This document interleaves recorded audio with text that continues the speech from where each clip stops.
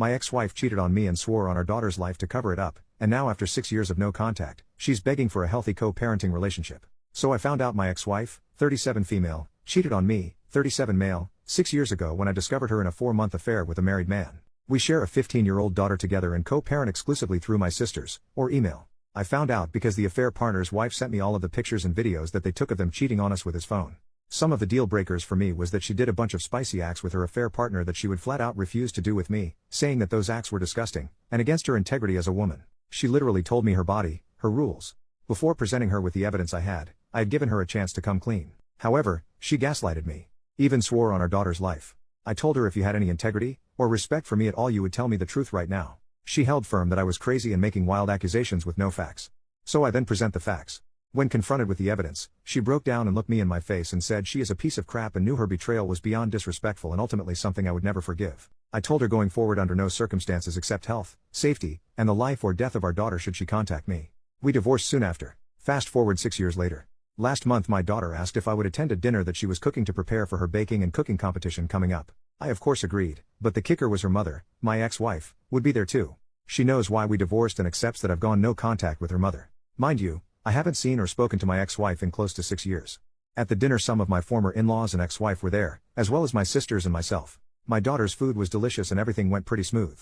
1 week after the dinner I received a phone call from my ex-wife that I obviously answered because I thought something was wrong with our daughter. Nothing was wrong with our daughter, but my ex-wife wanted to sincerely apologize for her actions in the past and the damage she did to break up our family. She said that our daughter almost had a breakdown with the fear of her asking me to be in the same place as her and that our current dynamic is not healthy. She wanted to know if was there any way to healthy coexist for future events with our daughter. I did not interrupt her and let her finish what she had to say. When she finished talking, I responded by saying no and discontinued the call. Here is where I need advice. My sister told me my ex-wife is truly ashamed and sorry for breaking up the family and just wants a healthy environment for our daughter. My sister tells me to move on and to think about our daughter's mental health. I reminded my sister that what value am I in my daughter's life if I am unhappy? My ex-wife does not make me happy. So I need an unbiased opinion. Should I forgive my ex-wife and move on to build a better co-parenting relationship with my wife for my daughter's sake? Update 2 days later, I spoke to my daughter, 15 female, yesterday and what she had to say was an eye-opener. She told me that she knows that I love her and would do anything for her so she doesn't want to take advantage of my love for her for me by making me do things I normally would not otherwise do. She says her mom is struggling with sadness sometimes and tells her all the time that your father is not ever going to move past hating me, which makes it hard for everyone else to stop judging her for her past as well. Apparently my ex-wife is venting her grievances with our daughter because she has so few friends. My ex-wife lost a majority of all of our childhood friends, as we all grew up together. None of the husbands want their wives hanging out with her due to the fact that she used girls' night as an excuse to be with her affair partner, and some of the wives knowingly and some unknowingly covered for her. This caused a lot of drama. It is a common belief that some of the other wives were cheating as well, but no other proof can be found. Since my divorce with the ex, the other wives have essentially removed her from the group to save their marriages. Anyway, my daughter also explained to me that she missed our family being together if she was being honest, but understands that me and her mother love her. She then asked me about forgiveness, and then about unforgiveness, things people cannot be forgiven for. I told her that is ultimately a standard you have to set for yourself. It comes from the morality and values you have within yourself. I explained that sometimes you can dislike the actions, but not dislike the person, and sometimes you cannot unassociate the actions from the person. Then I gave her an example. Joffrey Baratheon from Game of Thrones. She hates him with a passion. I said her mother is someone whose actions I cannot unassociate with her. I said it doesn't mean she is a bad mom, it just means she is someone who I cannot disassociate with her actions. As a result, mine and her relationship can never be the same. I then told her just because someone says sorry, that it doesn't mean that everything is okay. Unfortunately some actions have consequences, and in her mother's case her actions are a part of who she is as a person. My daughter then asks me if I have ever forgiven someone who has hurt me before, and I said yes. I have forgiven a lot of people. Forgiveness is a very important quality to have as a person. Ultimately, we had a very good conversation last night and said me and her mom will always be there for her when she has big life events.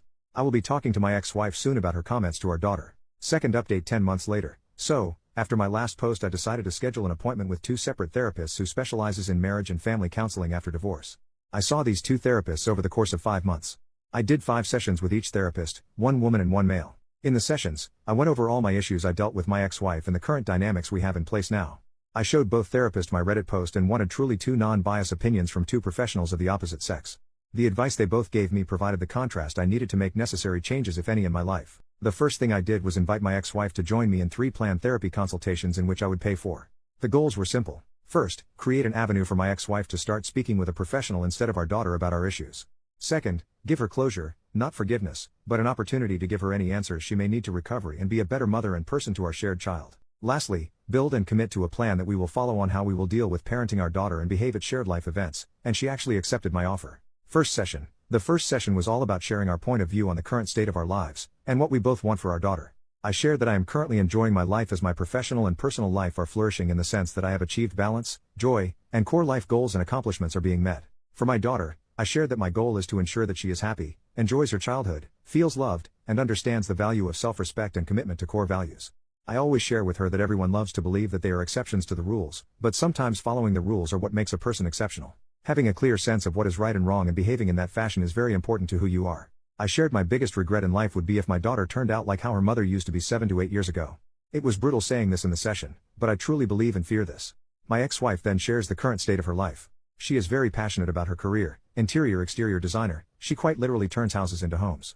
She shares that she is currently working on herself because her past few relationships ended poorly because of her baggage from our marriage, and divorce has made her very afraid of commitment. She also wants our daughter to be happy, loved, and a hard worker. She responded to my comment about me being afraid of my daughter turning out like how she was 7 years ago. She said her pride was hurt by that comment, but years of therapy help her realize she must accept that her actions of the past have warranted that kind of comment from me. She said she knows our daughter does not want to be like her because our daughter has asked her many times, besides cheating on dad, what is the real reason why he will never forgive you? She said people cheat and get divorced all the time and they are still friends. However, dad truly thinks you are a bad person, but a good mom. For years she thought I was poisoning our daughter against her, but quickly realized that was just her own guilt eating her away. The session ended quickly after that. Second session. This session my ex-wife asked a lot of questions. I mean a lot. Nevertheless, I answered all of them honestly and bluntly. The 3 main questions she asked were the following. 1. How did I heal from the wounds that she caused, and what advice could I give her as she is still trying to heal from the wounds she caused herself? I explained that the damage she caused wasn't like a stab or a cut wound that you could stitch back together. I said her damage was more like she amputated a limb from my body. My recovery wasn't focused on healing, but rather on how to walk, lift, or learn how to eat with my feet because I no longer had hands. I recovered from what she did by reteaching myself how to not be defined by my disability, become a victim, but more importantly gaining strength from it. I ended by saying I am still recovering, there is no healing this wound, the leg is gone. I said my advice to her would be do not amputate your next partner. Stop focusing on healing and start prioritizing recovering from the damage you caused. Some things cannot be fixed, but they can sometimes be replaced, or provide life lesson on how to behave in the future. 2.